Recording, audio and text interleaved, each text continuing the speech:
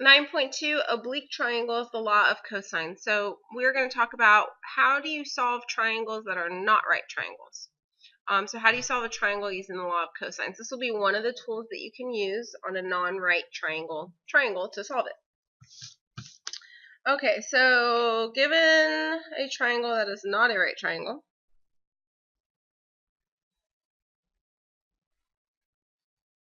so we'll call this triangle ABC. And again, the side opposite B is going to be little b, opposite C is going to be little c, and opposite A is going to be lowercase a. Okay, this is not a right triangle, even though that angle kind of looks like a right angle.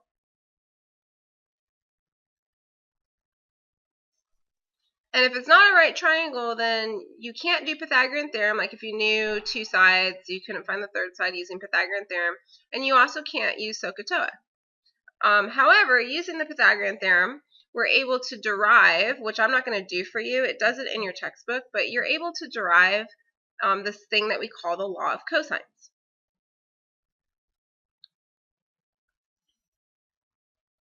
Now, you only use the law of cosines in a couple of special circumstances.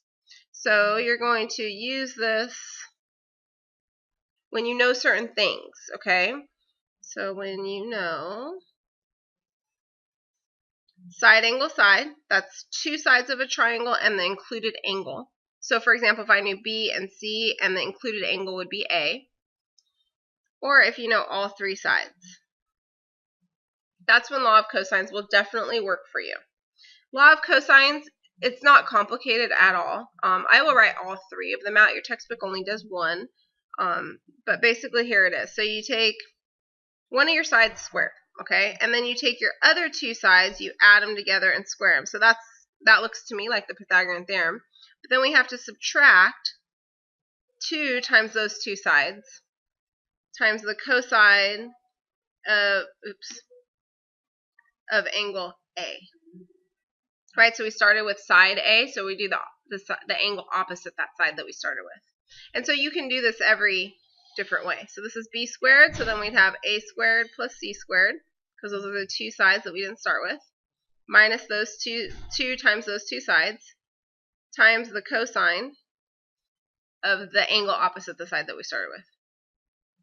Okay, or C squared equals, so it really just depends on what you're looking for, will be which of these you use. And there's no really there's no need to write all of them down. You just need to learn how to decide what you're going to use. So again, I have this side C, so I'm going to square the other two sides that I don't have, and then subtract from that 2 times those two sides, and then multiply that by the angle opposite the side that I started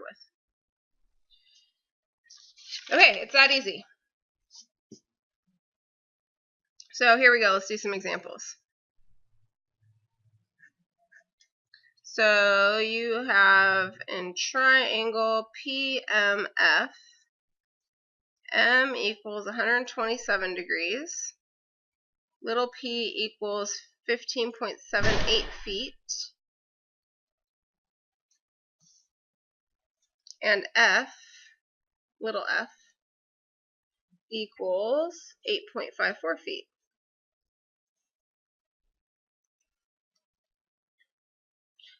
Find the measure of M.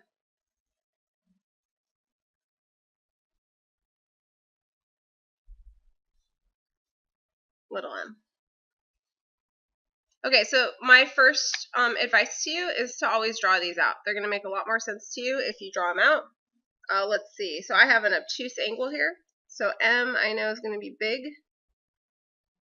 So I'm going to have an obtuse triangle. Let's see, so I have 127 degrees, that's going to be my M. So my little m is across from that. Okay, I've also been given F and P, so we'll call this P, we'll call this F. So P here is 15.78, and F over here is 8.54.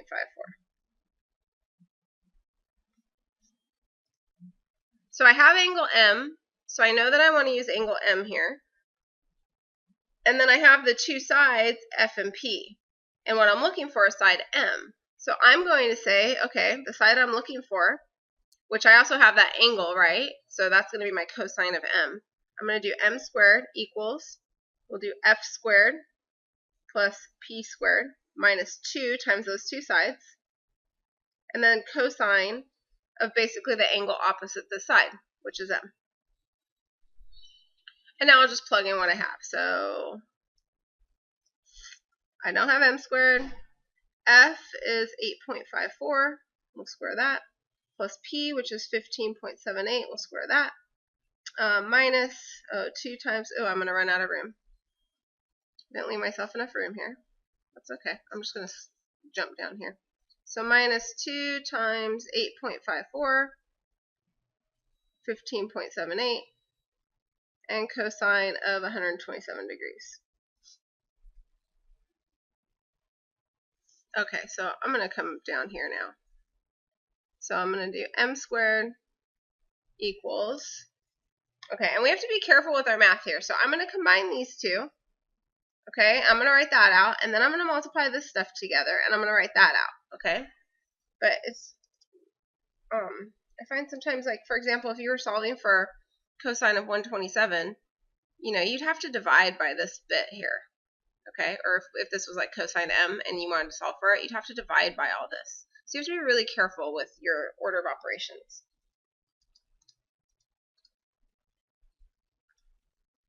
I'm just putting this into my calculator. Oh shoot, I'm messing up as I'm doing it. So let me go ahead and put this on the screen for you.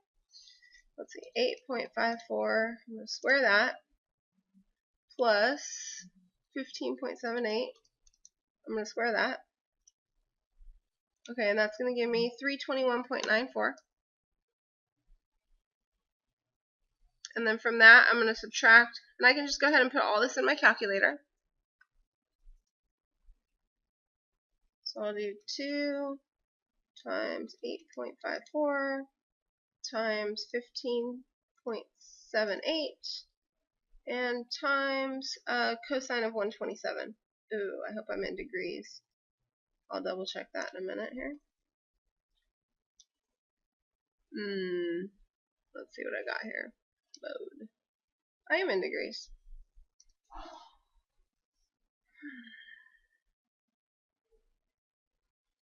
Alright, so I'm going to do minus a negative 162.203. Let's go to the thousandths. So really this becomes addition. No, I don't think this is right.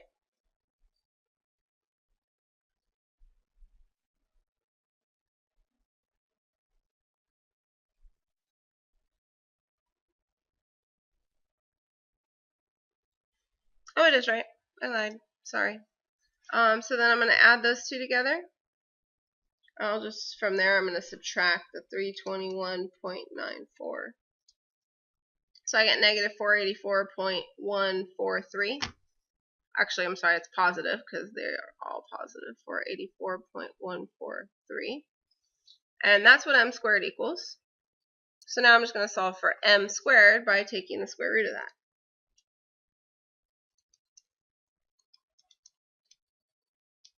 And I get approximately 22.003 feet. Your book left it at 22.0. Let's get in the habit of going to the thousands place, unless it tells us otherwise. Okay. Moving on then, example 2. So that was an example of having side angle side, which was one of our cases. Yep, right here, side angle side. And now we're going to probably do one where we have sides.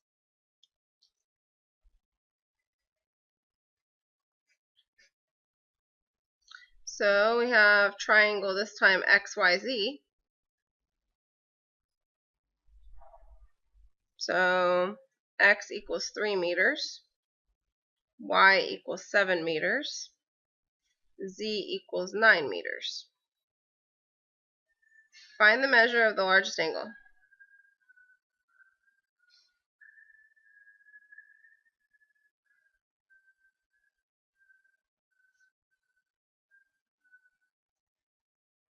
Okay, so first thing I'm going to do is draw out XYZ.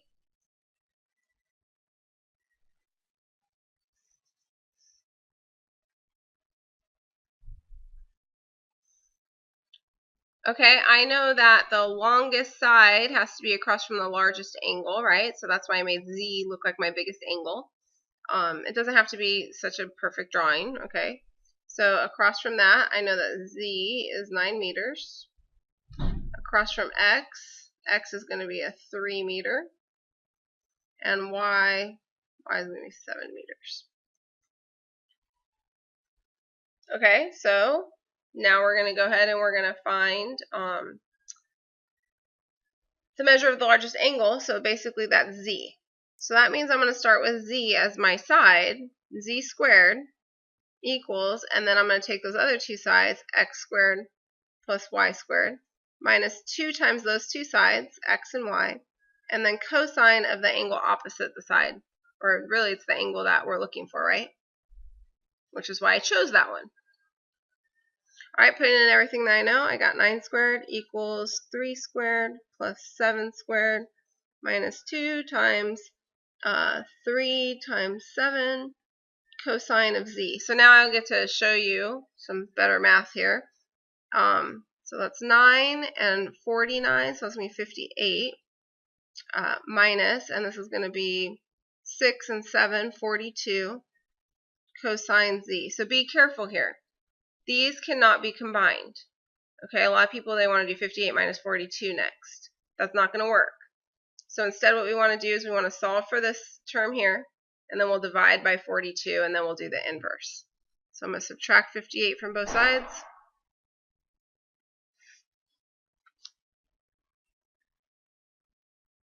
So 23 equals negative 42 cosine of Z. Dividing both sides by that negative 42. Actually, I'll just leave it like that. So then I'll have negative 23 over 42 equals cosine of Z. And then to get Z alone, I need to do the inverse of both sides. So really I'm doing the cosine inverse of negative 23 over 42 equals just Z. Alright, so that gives me Z being, so we'll do cosine inverse negative 23 divided by 42.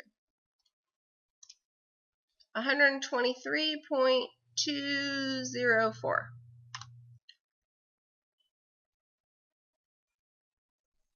And that's degrees.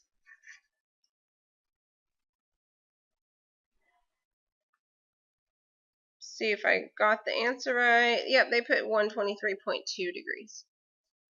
Okay, let's do one more example.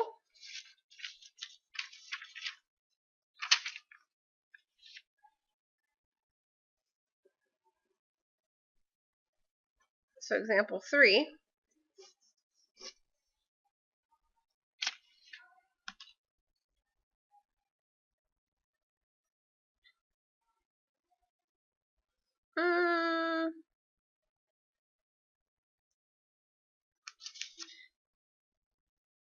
Suppose the length of the sides in triangle, in example 2, had been x equals 3 meters, y equals 7 meters, and z equals 11 meters. What would the measure of angle Z be in this case?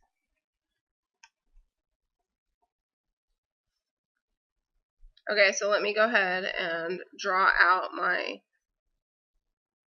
triangle one more time. I'm going to do Z, Y, X. So X was 3 meters, Y was 7 meters, same as before, and Z was 11 meters. Oops, sorry about that.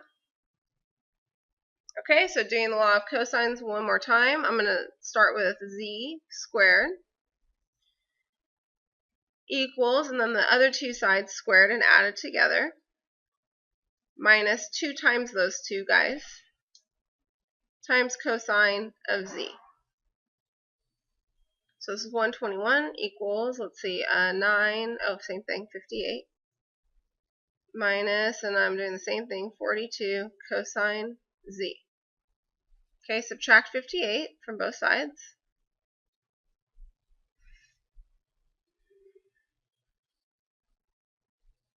Let's see here.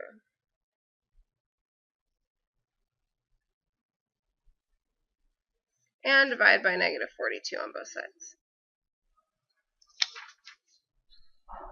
So I know that cosine inverse of negative 63 over 42 will equal z. Now hopefully there might be a red light going off in your mind right now, but maybe not, but let me go ahead and show you what's going on here.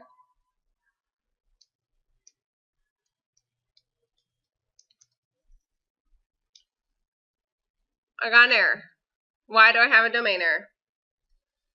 Okay, let's think about the domain of the inverse cosine function, or let's think about the range of the initial cosine function. Right, this number here is going to be the absolute value of it. It's going to be bigger than 1, or it's going to be less than negative 1. Right, and if you think about the cosine graph or the cosine function, originally its outputs were all the way up to 1, all the way down to negative 1, but not bigger or smaller than those numbers. Right, not smaller than negative 1. Okay, so we have a domain error here. So there's no such triangle.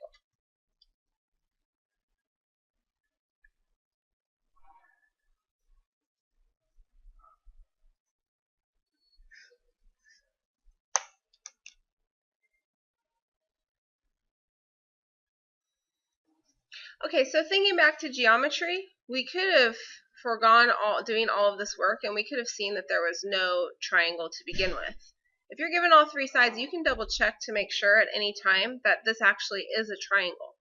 So if you remember the triangle inequality theorem, you probably don't remember the name, but from geometry we said that any two sides in a triangle have to add up and be greater than the third side in order for a triangle to exist. So for example, if we take 3 and 11, we add those together, we know that that's greater than 7. Okay, that works. Or if we take, let's see, 7 and 11, that is greater than this third side, 3. However, if we do the last combination where we take 3 and 7, that is not greater than 11, right? So we know that a triangle does not exist, and that was the triangle inequality theorem in geometry. And they drew a little picture in the book. I'm not going to draw the picture, but basically we know then that these sides are too short to connect. Okay, and so because this third side, they were not longer than. So that's basically it.